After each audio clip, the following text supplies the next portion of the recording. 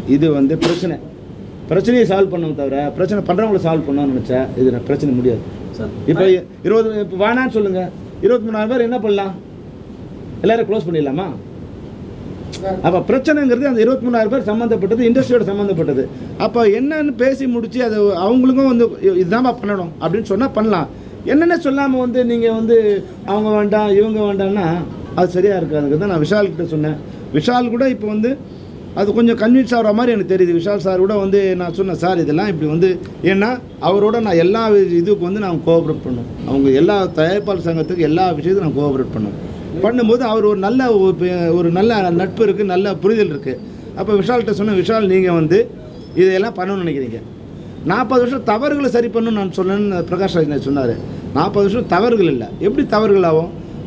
போன வருஷம் இருக்கும்போது அது சரி, போன வருஷம் இப்போது அரசாங்கம் வந்து டாஸ்மார்க்கு இந்த 500 மீட்டருக்குள்ளே இருக்கக்கூடாதுன்னு இப்போ முடிச்சா இப்போ தவறு.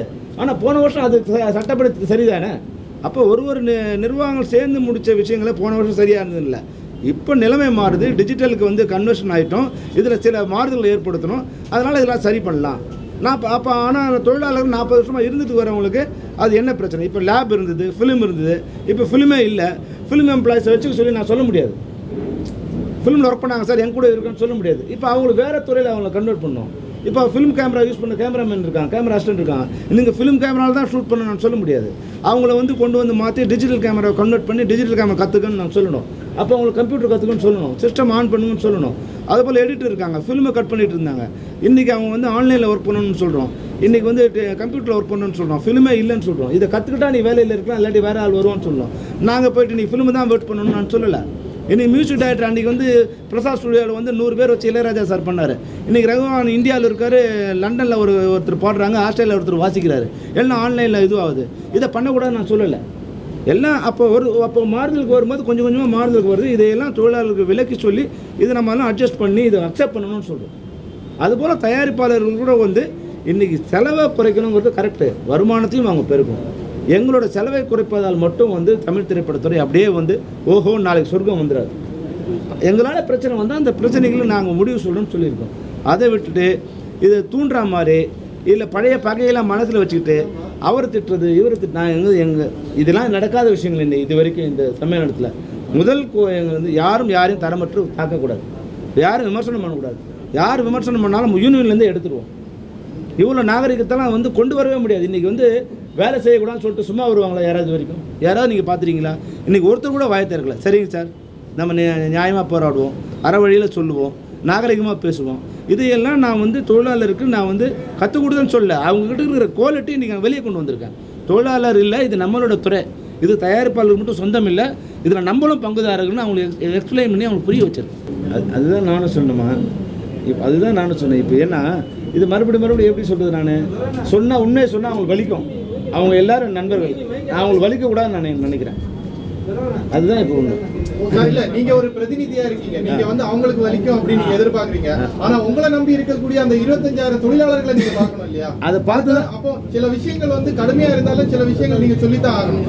இல்ல அந்த 25,000 தொழிலாளர்களுக்கு வேண்டி நீங்க எடுத்துதான் சார். இப்போ பெப்சி தொழிலாளர்கள் இல்லாம படம் பண்ண முடியாது சார். அவங்கள வந்து ஒழுங்குபடுத்தி ஒரு சரியான இதுவாக கொண்டு செலுத்தணுங்கிறது அது வந்து எனக்கு ஒரு மாறுபட்ட கருத்து இல்லை. ஆனால் பெப்சி தொழிலாளர்களால் படம் பண்ண முடியாது, சரியான படம் பண்ண முடியாது. நாம்கே வெஸ்டே பண்ணலாம், வீடியோ ஷூட்டிங் பண்ணலாம், கவரேஜ் பண்ண தான் வந்து வெளியே காமிச்சிக்கலாம். இது எல்லாருக்கும் தெரியும், பிரகாஷ் ராஜ் சாருக்கும் தெரியும், சம்மந்தப்பட்ட அனைத்து எனக்கும் தெரியும். நான் கூட இப்போ போனால் படம் பண்ணலாம், ஆனால் அது சரியான படமாக இருக்குன்னா இருக்காது. அதில் கொஞ்சம் சில மாற்றங்கள் தேவைப்படுதுங்கிறது உண்மை. அந்த மாற்றங்களை நாங்கள் கொண்டு வரோம். ஆனால் எங்களை ஒழிச்சிட்டு நீங்கள் பண்ணணும் நடக்காது. நாங்களே எல்லாம் எந்த அமைப்போடு போய் நீங்கள் பேசுவீங்க? இப்போ நான் பெப்சி ஒழிச்சிட்டிங்க, ஒரு முறைசாராக இதுவாக இருக்குது, யாரை போய் கேட்பீங்க? உங்களுக்கு நாளைக்கு கேமராமேன் ஒன்று எங்கே போய் கேட்பீங்க? ஜூனியர்ஸ் ஒன்று எங்கே போய் கேட்பீங்க? டிரைவர் ஒன்று எங்கே போய் கேட்பீங்க?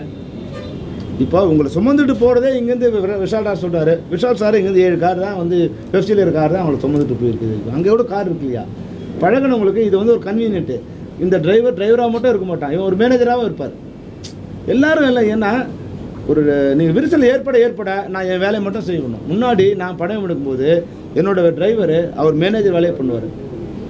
அவர் சாப்பாடு போடுவார், சாப்பாடு கொண்டு வருவார். சாப்பாடு போடுறது வந்து என் வீட்டில் இருந்து கூட சாப்பாடு. இப்போ வந்து நாங்கள் ஒரு குடும்பமாக தான் இருந்தோம்.